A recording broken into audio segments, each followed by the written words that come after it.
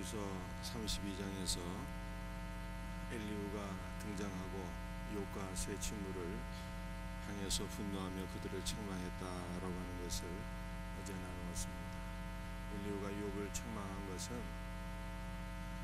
자신의 결백을 주장했기 때문인데, 이것은 엘리후가 볼 때 결백한 자를 하나님께서 심판하셨다고 하니, 그러면 하나님께서 불의하신 것이냐, 하나님께서 너에게 실수하신 것이냐, 이러한 결론이 되기 때문에 욥을 향해서 분노한 것이죠. 또 엘리후가 세 친구를 향해서 분노한 것은 근거도 없이 욥을 끝까지 정죄했기 때문입니다. 이러한 상황 속에서 당신들은 연로하고 나는 연소하나 내게는 하나님의 성령께서 깨달음을 주셨나니 욥의 문제에 대해서 내 말을 한번 들어보라, 경청하라 라고 말씀하고 있습니다. 이 엘리후는 욥의 문제에 대해서 과연 세 친구들과는 다른 엘리후만의 올바른 판단을 가지고 있었어요. 세 친구와는 차원이 다른 엘리후의 이 고난에 대한 관점이 있었다는 것입니다. 어떤 것이었을까요? 욥기서 33장 14절 말씀, 하나님은 한번 말씀하시고 다시 말씀하시되, 하나님은 연약한 인생들에게 이런 면에서 말씀하시고 저런 면에서 말씀하시고 여러 가지 방법으로 지속적으로 말씀하신다는 거예요. 우리가 이미 알고 있듯이 구약시대 때는 기록된 말씀이 없었어요.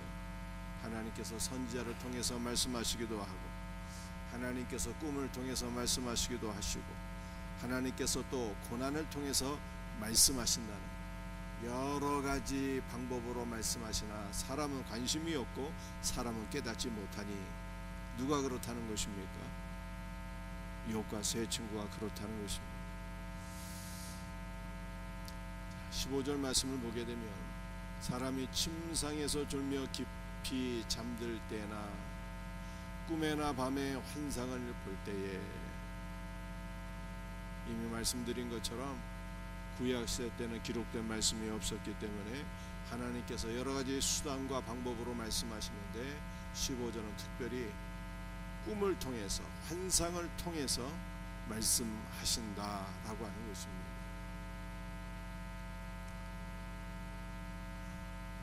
하나님께서 이렇게 꿈을 통해서, 환상을 통해서 말씀하시는 것은 그 사람의 귀를 여시고 그 사람에게 주시는 경고다는 거예요. 경고.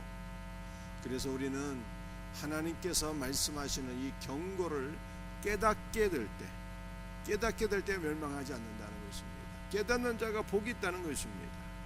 깨닫지 못하게 되면은 그거는 돌이킬 수 없는 멸망을 향해서 나가게 된다라고 하는 거예요. 17절 말씀을 보시면 하나님께서 사람에게 말씀하시는 목적을 보여주고 있어요. 그 목적이 무엇입니까? 이는 사람에게 그의 행실을 버리게 하려 하심이며 사람의 교만을 막으려 하심이다 라고 말씀하고 있습니다. 욥의 세 친구들과 욥은요, 공통점이 사실은 있었어요. 뭐가 공통점이었을까요? 율법적인 신앙생활을 하고 있었어요. 권선징악의 세계관에 갇혀서 욥의 친구들은 고난받는 욥은 죄가 있기 때문이다 라고 지속적으로 정죄를 했던 것이고, 욥의 신앙도 사실은 그들과 별다름이 없었다라고 하는 것을 말씀드렸어요. 나는 의로운 사람인데 하나님이 왜 나에게 고난을 주셨냐, 이렇게 생각한 것 자체가 그의 신앙도 율법적인 신앙인 것을 우리에게 보여주고 있는 거예요.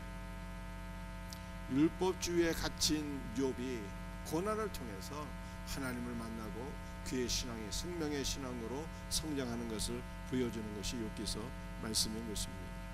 자, 그런데 이 엘리후는 고난에 대하여 전혀 다른 관점을 가지고 있었으니 그것이 무엇이었겠습니까? 하나님께서 사람에게 말씀하시는데, 하나님께서 꿈과 환상을 통해서 말씀하시는데 그 목적은 사람의 교만을 막으려 하십니다. 이렇게 말씀하고 있는 거예요. 자, 욥은 그동안 율법적인 신앙생활을 통해서 나는 의로운 자인데, 나는 결백한 자인데 나에게 고난이 왔다 라고 하는 것을 주장하게 되었어요. 여러분들, 이것은 자기의 의를 주장하는 거 아니겠습니까? 이것은 자신의 의를 주장하는 것이기 때문에 하나님 앞에 교만이 되는 거예요. 교만이. 그래서 하나님께서 말씀하시는 목적이 무엇이냐? 그것은 인간의 교만을 막으려 하십니다 라고 하는 것을 말씀하고 있는 것이죠. 하나님께서는 꿈을 통해서도 말씀하시지만, 환상을 통해서도 말씀하시지만, 고난을 통해서 말씀하시잖아요. 하나님께서 욥에게는 고난을 통해서 말씀하셨는데 그 말씀하시는 목적이 무엇인가? 욥의 교만을 막으려 하십니다 라고 하는 새로운 관점에서 엘리후가 말씀했다라고 하는 것입니다. 또 18절 말씀도 그 하나님께서 말씀하시는 목적을 보여주고 있는 것이죠. 그는 사람의 혼을 구덩이에 빠지지 않게 하시며 그 생명을 칼에 맞아 멸망하지 않게 하시느니라. 하나님께서 말씀하시는 목적이 무엇입니까? 꿈과 환상과 고난을 통해서 말씀하시는 것은 교만을 막으려 하시며 그로 하여금 멸망하지 않게 하려 하십니다. 사람이 자기의 일을 포기하지 않습니다. 사람이 하나님 앞에 교만하게 됩니다. 그러면 멸망하게 되는데 하나님께서 멸망치 아니하도록 하기 위해서 말씀하신다는 것. 19절 말씀, 이것은 하나님께서 또 다른 방법으로 또 말씀하시는 것을 보여주고 있는 것이죠. 혹은 사람이 병상의 고통과 뼈가 늘 쑤심의 징계를 받나니, 병상의 고통, 뼈가 늘 쑤신다라고 하는 것은요, 질병을 의미하는 것이죠. 하나님께서 질병, 육체의 고난을 통해서 말씀하신다는 거예요. 그래서 엘리후는 하나님께서는 말씀하시고 말씀하신다는 거예요. 여러 가지 방법을 통하여서 우리에게 말씀하시는 분이시다 라고 하는 것을 엘리후가 보여주고 있습니다. 여러분들, 이렇게 육체의 질병과 육체의 고난이 오게 될 때 사람은 어떻습니까? 음식을 싫어하고 별미를 싫어한다. 여러분들이 사람이 병에 걸립니다. 특별히 암에 걸리게 되면요, 암 환자들은 암 때문에 죽는 것보다 먹지 못해서 죽는 경우가 더 많다고 하지 않아요? 먹지 못해서 죽는다. 육체의 고난이 심해지게 되면 먹는 것을 보기만 해도, 냄새만 맡기만 해도 역겨워지고 토가 나와서 먹지를 못하는 거예요. 육체의 고난이 이 정도로 심각한 상황을 보여주고 있는 것입니다. 21절, 그의 살은 파리하여 보이지 아니하고 보이지 않던 뼈가 드러나서, 육체의 고난이 심해지게 되면은 먹지 못해서 사람이 바싹 마르게 되고 뼈가 드러나는 이러한 모습을 엘리후가 얘기하고 있어요. 그래서 결국에는 어떻게 되는 것입니까? 그의 생명이 멸망에 가까워지게 된다라고 하는 거예요. 그런데 23절과 23절, 24절 말씀이 고난 가운데 하나님께서는 은혜를 주신다는 거예요. 고난 가운데 23절과 24절이 엘리후가 말씀하고자 하는 그 핵심을 보여주고 있어요. 하나님께서는 육체의 질병, 먹지 못하고 뼈가 드러나고 멸망의 함에 가까운 이러한 자들에게 은혜를 베풀어 주신다. 어떤 은혜를 베풀어 주십니까? 만일만 천사 가운데 하나가 그 사람의 중보자로 함께 있어서 그의 정당함을 보일진대. 천사가 중보자로 있어서 그의 정당함을 보인다, 이렇게 말씀하고 있습니다. 여러분이 그의 정당함이 과연 무엇일까 하는 게 이제 23절에서 가장 중요한 핵심이 되겠습니다. 그의 정당함은 도대체 누구의 정당함인가?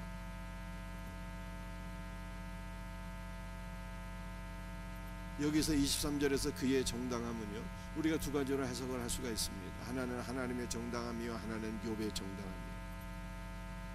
근데 인간이 하나님 앞에 어떻게 의로울 수가 있겠어요? 그러므로 일천 가운데 한 천사가 하나님과 욥 사이에 중보자로 있어서 그의 정당함을 보이신다, 이렇게 말씀하고 있는데, 그의 정당함은 바로 예수 그리스도의 의를 보여주고 있는 것입니다. 우리 예수님은 하나님으로부터 나와서 우리에게 의로움이 되셨다 그러잖아요. 그의 정당함은 주 예수 그리스도의 의를 가리킵니다. 여러분들, 인간이 하나님 앞에 서게 되었을 때 경험하는 것이 무엇일까요? 경험하는 것이 자기의 죄를 비로소 깨닫게 되는 거예요. 살아계신 하나님을 만나기 전에는 나의 의를 주장하며 교만하게 되는데, 그러다가 멸망에 가까워지게 되는데, 하나님께서는 그러한 자에게 주 예수 그리스도를 비춰주시니, 하나님의 의가 되시는 주 예수 그리스도를 비춰주시니, 우리는 예수 그리스도 안에서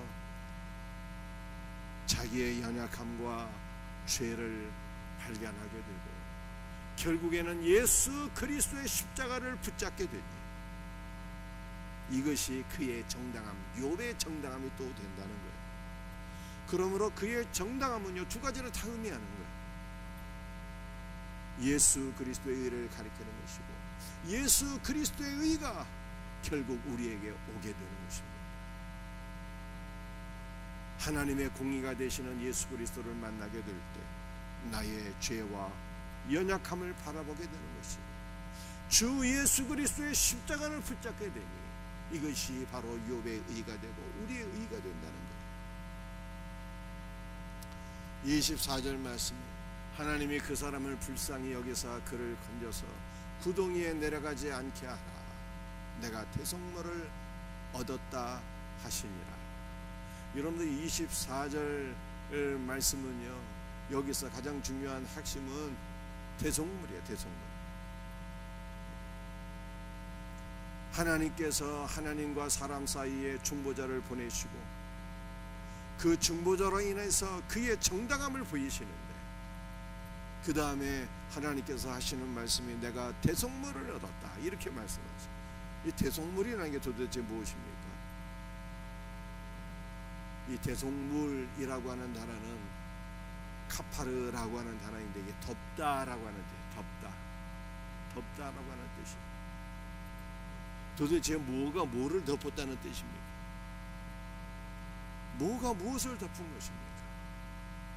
예수 그리스도의 보혈이 우리의 모든 죄를 덮으셨다는 거예요. 덮으셨어요.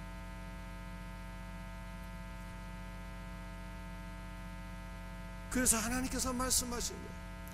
내가 대속물을 얻었다라고 하는 말씀은요, 그리스도의 피를 얻었다는 거예요. 피를.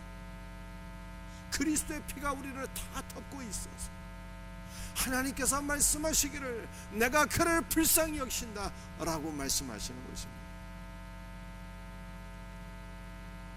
그러므로 내용을 정리하게 되면요, 하나님께서는 여러 가지로 말씀하시고 결국에는 하나님께서 우리에게 말씀하시는 목적은 그의 의를 보여주시고 우리의 연약함을 깨닫게 하시고 우리가 그리스도의 십자가를 붙잡아서 하나님 앞에 의로운 자가 되게 하려 하십니다 라고 하는 거예요.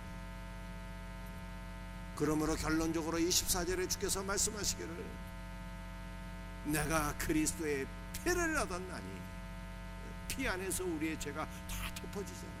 내가 그리스도의 피를 얻었나니 내가 그를 불쌍히 여기노라. 하나님께서 우리를 정죄하지 않고 긍휼히 여기신다는 거예요. 이것이 엘리야가 고난에 대한 관점을 우리들에게 새롭게 보여주고 있는 것입니다. 고난을 통해서 결국은 그리스도를 만나고